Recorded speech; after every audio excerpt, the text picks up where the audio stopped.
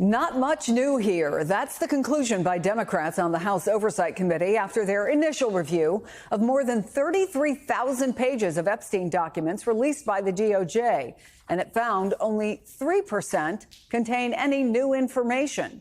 A DOJ spokesperson said it provided more than was ever requested. Joining us now, ranking member of the House Oversight Committee, California Democrat Robert Garcia. It's good to have you back on the show, Congressman.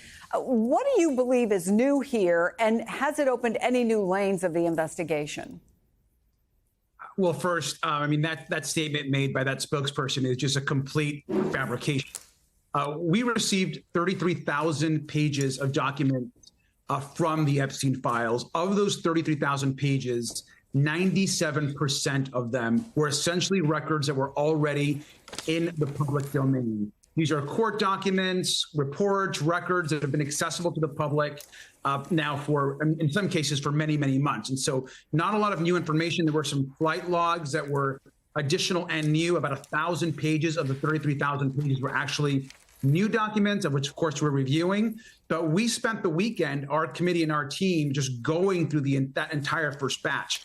And it's clear that this cover-up by the White House and the DOJ continues. The subpoena, which was bipartisan, and that Democrats forced Republicans to vote on, made it clear that we wanted the full, unredacted Epstein files, and the White House and the DOJ continue to stall. And the question must be asked, what are they hiding?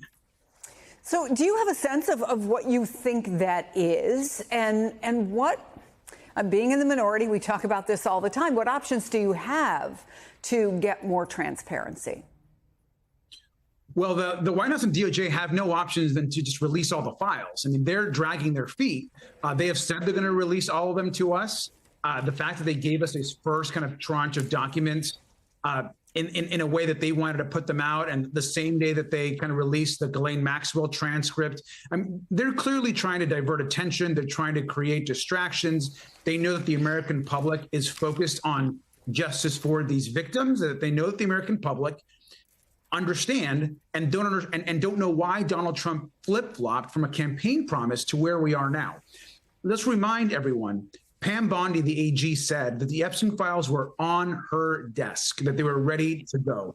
And then they completely changed course. The documents that we want are the client list, folks that were involved in the abuse. We want to ensure that people that actually caused harm to these young women and girls actually face accountability. And we want to understand what Jeffrey Epstein was doing with all of these connections that he had built around the world and in our country. So that's what we're looking for. We won't stop till we get the full files.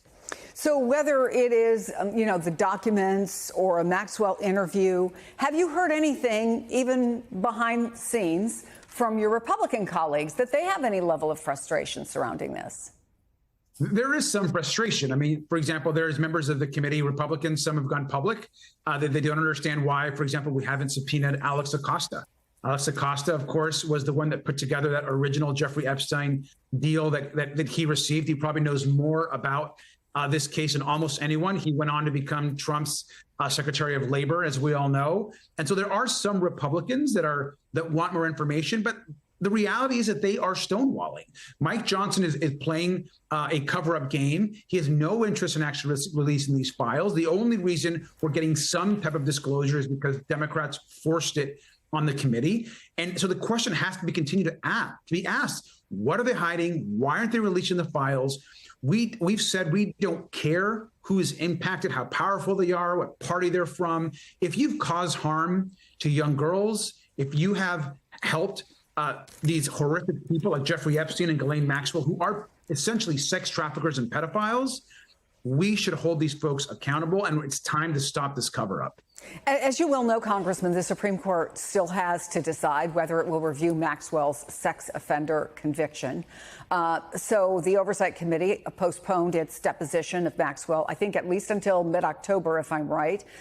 Does that make sense to you, to wait to see what the Supreme Court does? Absolutely not. I mean, that decision, of course, was made by James Comer and the House Republicans who unfortunately hold the majority. They can make these decisions. We wanted to get Ghislaine Maxwell in immediately. And what they ended up doing is they created a smokescreen. Instead of Ghislaine Maxwell coming in front of a bipartisan group of members of Congress to be asked tough questions and to be asked questions that could get answers, they delay her deposition and instead have the deputy attorney general or Trump's former personal lawyer, which Todd Blanche was, literally Donald Trump's personal lawyer, who becomes the deputy AG.